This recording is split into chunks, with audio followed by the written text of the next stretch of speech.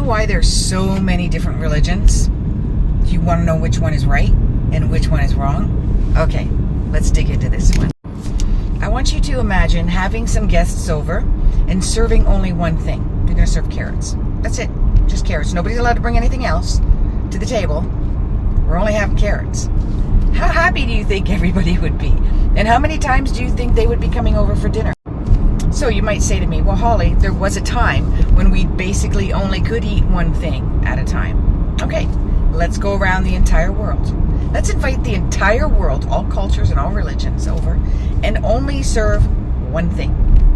Yes, the entire world at one time, maybe 300-400 years ago, was only able to consume maybe just fish, maybe just meat, maybe just berries, maybe just bread and water. But that wasn't the way it was everywhere in the world. Every culture, every religion, and every country had their own staple source of food. So this is how we feed the world, right? But how do you feed the world when it comes to a higher power, a source bigger than who you are, bigger than yourself, something outside of yourself that is empowering, that you can be empowered by, that you can be fed by, that you can be nurtured by? Why would you present just one source of energy, one source of food? You wouldn't. And you wouldn't go around the world telling everybody, hey, y'all got to eat carrots because I'm eating carrots and everybody else has got to eat carrots. No. And this might sound very simplistic, but I could do it in a more physics, scientific way too, which I might do next.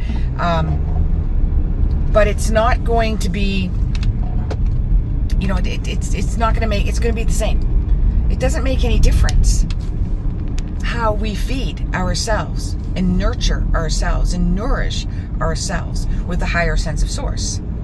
As long as it's not malice, it's not evil, and it's not negative.